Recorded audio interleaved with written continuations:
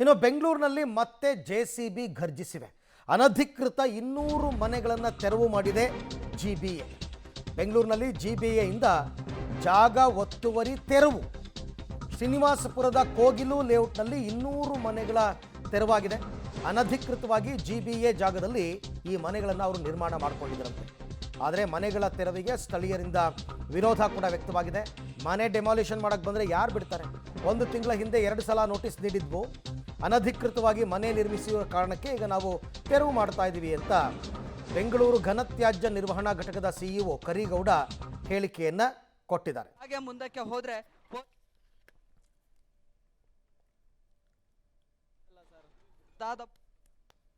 ಅನಧಿಕೃತವಾಗಿ ಮನೆ ನಿರ್ಮಿಸಿರುವ ಕಾರಣ ಅಂದರೆ ಇದೆಲ್ಲ ಜಾಗ ಒತ್ತುವರಿ ಮಾಡ್ಕೊಂಡಿರ್ತಾರೆ.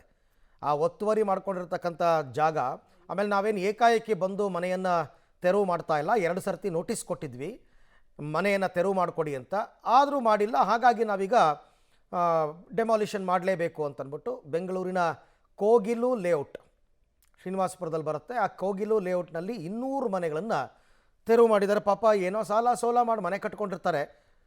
ಬಟ್ ಕಟ್ಟೋ ಮನೆ ಕರೆಕ್ಟಾದ ಜಾಗದಲ್ಲಿ ಕಟ್ಟಿದ್ದೀವಾ ಅದು ಪ್ರಶ್ನೆ. ಈಗ ಅವರು ಸರಿಯಾದ ಜಾಗದಲ್ಲಿ ಕಟ್ಟಿಲ್ಲ, ಒತ್ತುವರಿ ಮಾಡ್ಕೊಂಡಿದ್ದಾರೆ ಅಂತಂದರೆ ಬಿಡಲ್ಲ.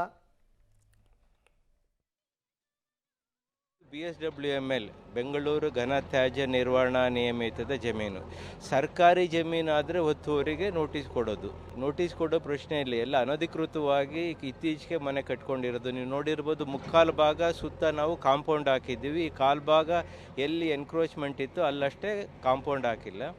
ಅದರಿಂದ ಆ ಒತ್ತುವರಿಯನ್ನು ಇವತ್ತು ತೆರವುಗೊಳಿಸಿದ್ದೀವಿ. ಅವ್ರಿಗೆ ನಾವು ಆಲ್ರೆಡಿ 1 ತಿಂಗಳಿಂದ 2 ಸಾರಿ ಅವ್ರಿಗೆ ಮನವರಿಕೆ ಮಾಡಿಕೊಟ್ಟಿದ್ದೀವಿ. ಇದು ಖಾಲಿ ಮಾಡಬೇಕು, ಇದು BSWML ಅಥವಾ GBAಗೆ ಸೇರಿದ ಆಸ್ತಿ, ನೀವು ಅನಧಿಕೃತವಾಗಿ ಇದು ಕಟ್ಕೊಂಡಿರೋದು, ವಾಸ ಇರೋದು ತಪ್ಪು ಅಂತ ಅವರಿಗೆ ಮನವರಿಕೆ ಮಾಡಿಕೊಟ್ಟಿದ್ದೀವಿ. ಸುಮಾರು 100ಕ್ಕೂ ಹೆಚ್ಚು ಮನೆಗಳಿದ್ದಾವೆ. ಈಗ ಸರ್ಕಾರದಿಂದ GBA BBMP ಈಗಿನ GBAಗೆ ಹಸ್ತಾಂತರವಾಗಿರ್ತಕ್ಕಂಥ ಜಮೀನು. ಇವಾಗ ಬಸ್ರಿ ಹೆಂಗಸರು ನಾನು ಎಲ್ಲಿಂದ ನಮ್ಮ ಮನೆಯಲ್ಲಿ ಬೀದಿ ಪಾಲ ಮಾಡಿಬಿಟ್ರೆ ನಮಗೆ ಒಂದು 8 ದಿವಸ ಟೈಮ್ ಕೊಡಿ, ರಿಕ್ವೆಸ್ಟ್ ಮಾಡ್ತಿದ್ದೀವಿ ಸರ್. ನಮಗೆ ಒಂದು 8 ದಿವಸ ಟೈಮ್ ಕೊಡಿ ಸರ್. ನಾವು ಎಲ್ಲಿಂದ ಹೋಗ್ತೀವಿ ಸರ್? ಇವಾಗ ಸಡನ್ ಆಗ ನಮಗೆ ಆಚೆ ಮಾಡ್ತಾರೆ, ನಾವು ಎಲ್ಲಿ ಹೋಗಲಿ ಹೇಳಿ ಸರ್? ನಮಗೆ ನ್ಯಾಯ ಕೊಡ್ಸೋರು ಯಾರಿಲ್ವಾ ಹೇಳಿ? ಇವರು ನ್ಯಾಯದವರು, ಇವ್ರು ಗೊತ್ತಿರೋರು, ಓದೋರು, ಇವ್ರು ಗೊತ್ತು. ನಾನು ಚಿಕ್ಕ ಮಕ್ಕಳು ಇಟ್ಕೊಂಡು ನಾನು ಎಲ್ಲಿ ಹೋಗಲಿ ಇವಾಗ ಹೇಳಿ ಸರ್? ನಮಗೆ ನ್ಯಾಯ ಬೇಕು ಸರ್. ನಮ್ಮನ್ನ ನಾವು ಬೀದಿ ಪಾಲೆ ಈಗ ಕೂತ್ಕೊಂಡಿದ್ದೀವಿ, ನಾವು ಎಲ್ಲಿ ಹೋಗಲಿ ಹೇಳಿ? ನಾವು ಬಡತನ ನಾವು ವಾಸಿ ಆಗ್ತಾ ಇರೋದು. ನಮ್ಮ ಯಜಮಾನ್ರು ಆಟೋ ಡ್ರೈವರು 2 ಲಕ್ಷ ಅಂತ ಕೊಟ್ಟವ್ರು ಎಲ್ಲಾರು. ಅವ್ರು ಯಾರು ಅಂತ ಗೊತ್ತಿಲ್ಲ. ಅವ್ರು ಕೊಟ್ಟರು, ಇಲ್ಲ ನಿಮ್ ಸಮಾಧಾನ ಮಾಡ್ತೀನಿ ಅಂದ್ರು. ಟೈಮನ್ನು ಅವರನ್ನ ಇರ್ಲಿ, ಅವ್ರಿಗೂ ಗೊತ್ತಿರ್ಬೇಕು. ಒಂದ್ ಟೈಮ್ ಕೊಡ್ತಾ ಇದ್ರೆ ಹೆಂಗನ ಅವ್ರು ಹೋಗಿ ಹೆಂಗನ ಬದುಕ್ತಾ ಇದ್ರು, ಮನೆ ಯಾವ್ದನ ನೋಡ್ತಾ ಇದ್ರು. ಇವಾಗ ಅಡ್ವಾನ್ಸ್ಗಳಿಗೂ ಇಲ್ಲ. 9 ತಿಂಗಳು ನಮ್ಮ ಅತ್ತೆಗೆ ಮಕ್ಳು, ಚಿಕ್ಕ ಮಕ್ಳು ಎಲ್ಲಿಂದ ಹೋಗ್ಬೇಕು? ಸಹಾಯ ಕೊಡ್ರಿ, ಏನಾರ ಹೆಲ್ಪ್ ಮಾಡ್ರಿ.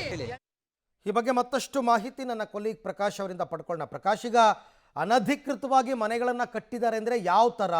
ಇಡೀ ಏರಿಯಾನೇ BWSSBಗೆ ಸೇರಿದ್ದು ಅಂತನಾ ಅಥವಾ ಒತ್ತುವರಿ ಮಾಡ್ಕೊಂಡಿದ್ದಾರಾ?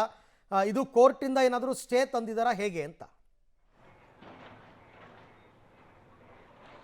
ನೋಡಿ, ಇದು GBAನ ಘನತ್ಯಾಜ್ಯ ನಿರ್ವಹಣಾ ನಿಯಮಿತಕ್ಕೆ ಸಂಬಂಧಪಟ್ಟಂತಹ ಸ್ವತ್ತು.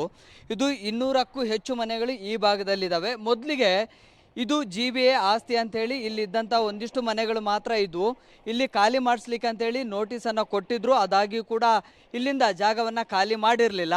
ಖಾಸಗಿ ವ್ಯಕ್ತಿಗಳು ಬಂದು ಇದು ನಮ್ಮದೇ ಜಾಗ ಅಂತೇಳಿ ನಕಲಿ ದಾಖಲೆಗಳನ್ನು ಕೊಟ್ಟು ಅವರಿಂದ ಹಣವನ್ನು ಪಡೆದು ಜಾಗವನ್ನು ಕೊಟ್ಟಿದ್ರು. ಆದರೆ ಅಸಲಿಗೆ ಇದು GBAಗೆ ಸಂಬಂಧಪಟ್ಟಂತಹ ಜಾಗ.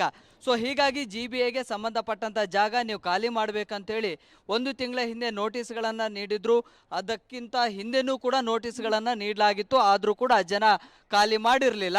ಸೊ ಹೀಗಾಗಿ ಇವತ್ತು ಬೆಳಿಗ್ಗೆಯಿಂದನೇ ಈ ಒಂದು ತೆರವು ಕಾರ್ಯಾಚರಣೆಯನ್ನು ಕೂಡ ಆರಂಭ ಮಾಡಲಾಗಿದೆ. ನೋಡಿ, ಆ ಭಾಗದಲ್ಲಿ ಇದೆಯಲ್ಲ, ಸುಮಾರು ಆ ಕಡೆ 80ಕ್ಕೂ ಹೆಚ್ಚು ಮನೆಗಳನ್ನು ಸಂಪೂರ್ಣವಾಗಿ ಈಗ ಡೆಮಾಲಿಷನ್ ಅನ್ನು ಮಾಡಿದ್ದಾರೆ. ಅಲ್ಲಿ ಜನ ವಿರೋಧವನ್ನು ವ್ಯಕ್ತಪಡಿಸ್ತಾ ಇದ್ರು. ಆದಾಗ್ಯೂ ಕೂಡ ಒಂದಿಷ್ಟು ಜನರನ್ನ ಮನವೊಲಿಸಿದ್ರು. ಯಾರು ತೀರಾ ಈ ಒಂದು ಕಾರ್ಯಾಚರಣೆಗೆ ಅಡ್ಡಿಪಡಿಸ್ತಾ ಇದ್ದಾರೆ ಅವರನ್ನು ಪೊಲೀಸರು ಕೂಡ ವಶಕ್ಕೆ ಪಡೆಯುವಂಥ ಕೆಲಸವನ್ನು ಕೂಡ ಮಾಡಿದರು. ಜೊತೆಗೆ ಈ ಭಾಗದಲ್ಲಿ ಇನ್ನೂ ಕೂಡ ತೆರವು ಕಾರ್ಯಾಚರಣೆ ಆಗಬೇಕಾಗಿದೆ. JCBಗಳು ಈಗಷ್ಟೇ ಎಂಟ್ರಿಯನ್ನು ಆಗಿದ್ದಾವೆ. ಮನೆಗಳಲ್ಲಿ ಇದ್ದಂತಹ ಎಲ್ಲ ವಸ್ತುಗಳನ್ನು ಕೂಡ ಹಂತ ಹಂತವಾಗಿ ಈಗ ಹೊರಗಡೆ ತೆಗೆದು ಇಡ್ತಾ ಇದ್ದಾರೆ, ಕಣ್ಣೀರನ್ನು ಹಾಕ್ತಾ ಇದ್ದಾರೆ. ಏಕಾಏಕಿಯಾಗಿ ಬಂದು ಈ ರೀತಿಯಾಗಿ ತೆರವು ಮಾಡಿಸಿದ್ರೆ ನಾವು ಎಲ್ಲಿಗೆ ಹೋಗಬೇಕು ಅನ್ನುವಂಥದ್ದನ್ನು ಇದೀಗ ಪ್ರಶ್ನೆ ಮಾಡ್ತಾ ಇದ್ದಾರೆ. ಆದಾಗ್ಯೂ ಕೂಡ ಈಗ GBA ಮತ್ತು ಕಂದಾಯ ಇಲಾಖೆ ಅಧಿಕಾರಿಗಳು, ಬೆಂಗಳೂರು ನಗರ ಜಿಲ್ಲಾಡಳಿತ ಅಧಿಕಾರಿಗಳು, ಆ ಸಿಬ್ಬಂದಿಗಳು ಕೂಡ ಇಲ್ಲಿ ತೆರವು ಕಾರ್ಯಾಚರಣೆಯಲ್ಲಿ ಭಾಗಿಯಾಗಿದ್ದಾರೆ. ಮನೆಯಲ್ಲಿದ್ದಂಥವ್ರನ್ನ ಎಲ್ಲರನ್ನ ಕೂಡ ಈಗ ಹೊರಗಡೆ ಕಳಿಸ್ತಾ ಇದ್ದಾರೆ. ಮನೆಯಲ್ಲಿದ್ದಂಥ ವಸ್ತುಗಳನ್ನು ಮನೆಯವರು ಹೊರಗಡೆ ತೆಗೆದಿಡ್ತಾ ಇದ್ದಾರೆ. ಅವರವರ ವೆಹಿಕಲ್ಸ್ಗಳಲ್ಲಿ ಈಗ ಬೇರೆ ಕಡೆ ಶಿಫ್ಟ್ ಮಾಡುವಂಥ ಕೆಲಸ ಕೂಡ ಆಗ್ತಾ ಇದೆ. ಬೆಳಿಗ್ಗೆ ಸಮಯದಲ್ಲಿ ಸುಮಾರು ಜನ ಇದಕ್ಕೆ ವ್ಯಾಪಕ ವಿರೋಧವನ್ನು ವ್ಯಕ್ತಪಡಿಸಿದ್ರು.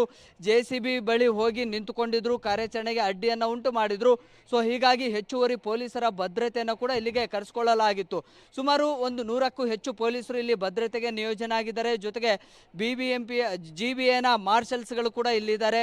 ಜೊತೆಗೆ ಯಾರು ವಿರೋಧವನ್ನು ವ್ಯಕ್ತಪಡಿಸ್ತಾ ಇದ್ರು ಅಂಥವ್ರನ್ನ ಪೊಲೀಸರು ಕೂಡಲೇ ವಶಕ್ಕೆ ಪಡೆದು ಅಲ್ಲಿ ಒಂದು BMTC ಬಸ್ಸಿಗೆ ಹತ್ತಿಸುವಂಥ ಕೆಲಸವನ್ನು ಕೂಡ ಮಾಡಿದ್ರು.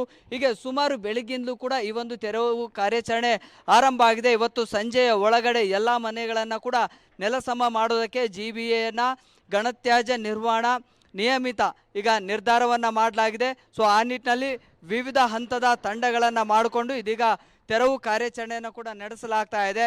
ಸೊ ಇವರು ಸುಮಾರು ದಿನಗೂಲಿ ನೌಕರು ಮತ್ತು ಬಡ ಕಾರ್ಮಿಕರು ಯಾರ್ದೋ ಮಾತು ಕೇಳಿ ಹಣವನ್ನು ಕೊಟ್ಟು ಈ ಜಾಗವನ್ನು ಖರೀದಿ ಮಾಡಿದ್ರು. ಆದರೆ ಇದು ಅಸಲಿಗೆ GBAನ ಸೊತ್ತು ಅನ್ನುವಂಥದ್ದು ಅವ್ರಿಗೂ ಕೂಡ ಗೊತ್ತಿರಲಿಲ್ಲ. ಸೊ ಹೀಗಾಗಿ ಈಗ ಹಣವನ್ನು ಕೊಟ್ಟು ನಾವು ಬೀದಿ ಪಾಲಾಗಿದ್ದೀವಿ, ಸಣ್ಣ ಮಕ್ಕಳಿದ್ದಾವೆ, ಮನೆಯಲ್ಲಿ ಒಂದಿಷ್ಟು ಜನ ವಯಸ್ಸಾದಂಥವ್ರು ಇದ್ದಾರೆ, ಸೊ ನಾವು ಮೋಸ ಹೋದ್ವಿ ಅನ್ನುವಂಥದ್ದನ್ನು ಇದೀಗ ಅದೆಲ್ಲವನ್ನ ಕೂಡ ನೆನಪಿಸ್ಕೊಂಡು ಇದೀಗ ಕಣ್ಣೀರನ್ನು ಹಾಕ್ತಾ ಇದ್ದಾರೆ. ಥ್ಯಾಂಕ್ ಯು ಪ್ರಕಾಶ್, ತಮ್ಮ ಎಲ್ಲ ಮಾಹಿತಿಗಾಗಿ ಧನ್ಯವಾದ.